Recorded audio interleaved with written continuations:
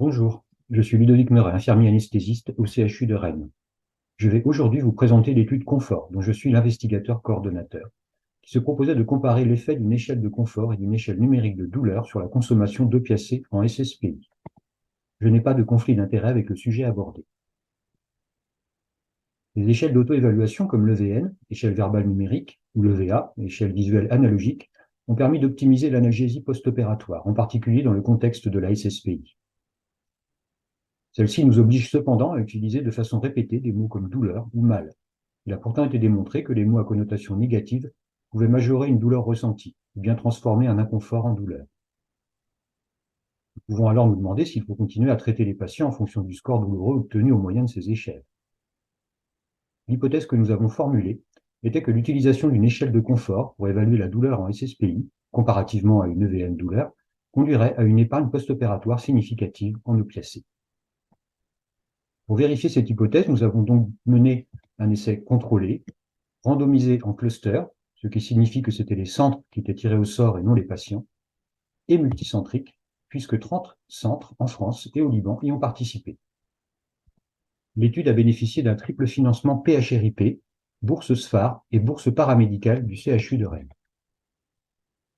Mon objectif principal était de comparer les effets de l'utilisation d'une échelle de confort par rapport à une échelle numérique de douleur sur la consommation d'opiacés en SSPI.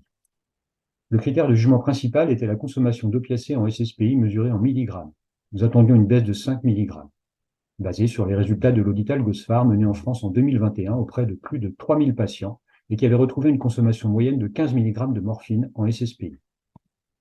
Je passe rapidement sur les objectifs secondaires qui permettaient d'évaluer l'effet de l'intervention sur l'analgésie post-opératoire, le temps de séjour en SSPI, la présence de NVPO et la satisfaction globale des patients. Nous avons inclus des patients majeurs éligibles à une chirurgie programmée et requérant a priori un traitement post-opératoire par opiacés. Les patients opérés dans un contexte d'urgence, toxicomanes ou bien consommant des opiacés au long cours n'étaient pas inclus. Dans les centres tirés au sort dans le groupe douleur-contrôle, le ressenti des patients était évalué au moyen d'une EVN douleur. Dans le groupe confort expérimental, les patients étaient évalués au moyen d'une échelle confort. Deux possibilités. Si la douleur était évidente, il fallait l'évaluer, puis la traiter de façon habituelle. Dans le cas contraire, il était demandé d'évaluer le ressenti des patients au moyen de questions ouvertes et dénuées de mots à consonance négative, comme par exemple « Bonjour, comment vous sentez-vous » En fonction de la réponse, une évaluation et un traitement de la douleur étaient effectués.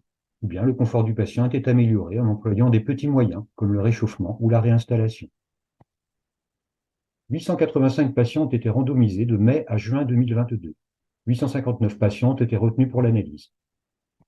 Comme vous pouvez le voir, les résultats concernant le critère de jugement principal ont montré une consommation moyenne de 2,8 mg dans le groupe confort versus 3,4 mg dans le groupe douleur, P égale 0,2.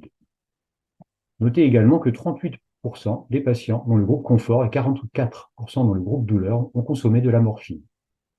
Une non-significativité a été observée pour la plupart des critères de jugement secondaire.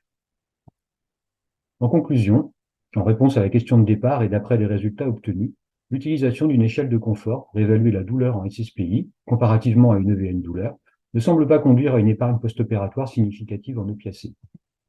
Confort était pourtant à notre connaissance la première étude rigoureuse sur le sujet, avec un critère de jugement principal cliniquement pertinent. Il s'avère que l'estimation de la consommation d'opiacés en SSPI, basée sur des données pourtant récentes, ne correspondait plus à la réalité de 2022. Les bonnes pratiques semblent en effet maintenant appliquées dans une grande majorité des structures de soins. Il serait alors pertinent de mener une nouvelle étude de ce type, mais cette fois en ciblant une sous-population de patients à risque, opérés en urgence ou bien consommant des opiacés au long cours en préopératoire.